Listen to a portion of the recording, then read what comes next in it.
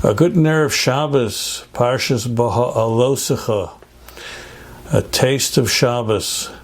Thank you to Torah Anytime for sharing our Torah around the globe. In the final psukim of this week's Parsha, even though Miriam and Aaron may have certainly meant for the best in speaking about their brother Moshe, that Miriam stated that Moshe separated from his wife Tzipporah ever since Har Sinai, and was that an appropriate thing to do? Nevertheless, we're taught here in the Torah and by the Chafetz Chaim himself that they should have been more dan lekav zchus.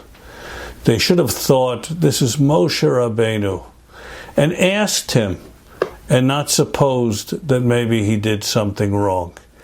And so Hashem goes ahead and calls all three of them to the Ohel Moed, and Aaron and Miriam are not able to come because they're not in a state of Tahara. Mida keneged Mida. You want to know why Moshe Rabbeinu is not allowed to be in the tent with his wife marrying? He's not allowed because he always 24/7 has to be available to HaKadosh Baruch Hu.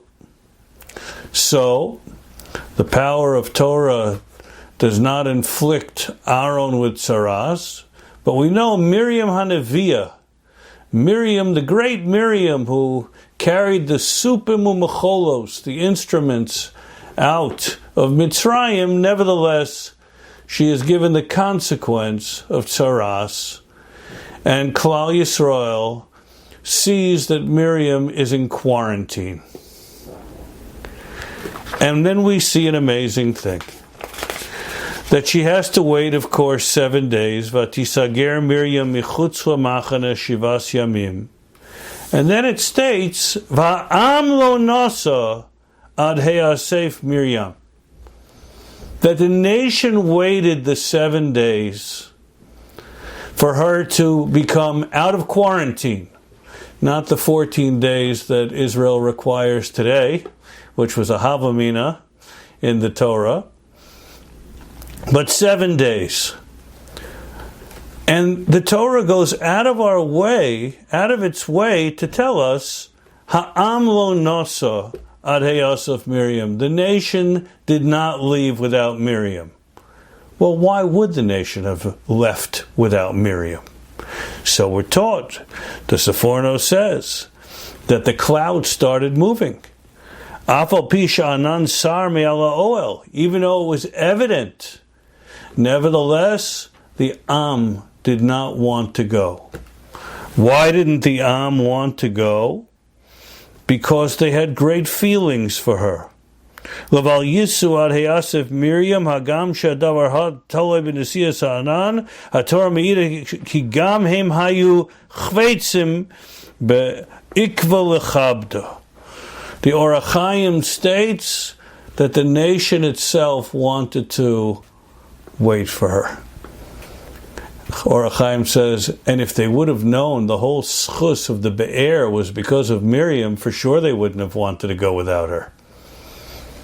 But then Rashi brings the well-known Sifri, that HaKadosh Baruch Hu stated, Zeh kavod cholak lo hamakom.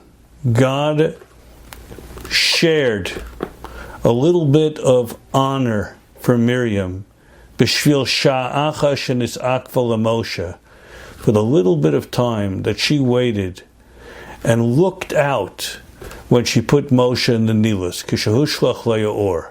Shenemar, as it states in Shmos, v'asei satzav achoso merachok, v'adas ma yeyasa lo.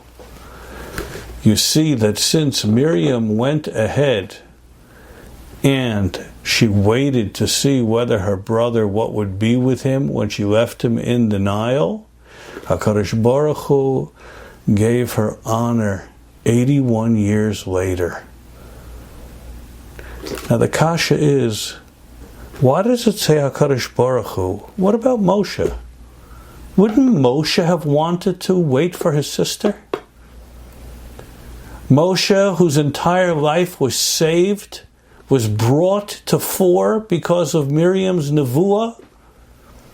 Why is it that Moshe Rabbeinu, we see he prayed for her, Keil Norafon Allah, why did Moshe say, we're waiting for my sister?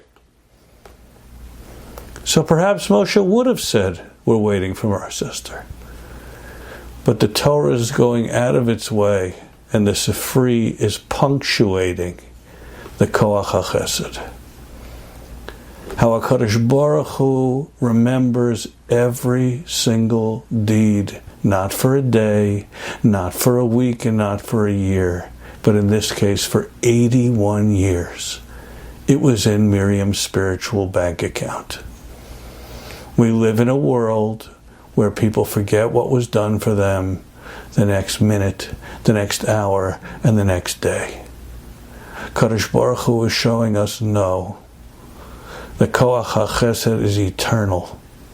When a person puts goodness into this world, it's to be remembered forever. Let's put lots of goodness in this world. And there are a lot of people who have been in quarantine, like Miriam Hanaviah. Our task is to put good there, and that goodness will last forever. Good Shabbos.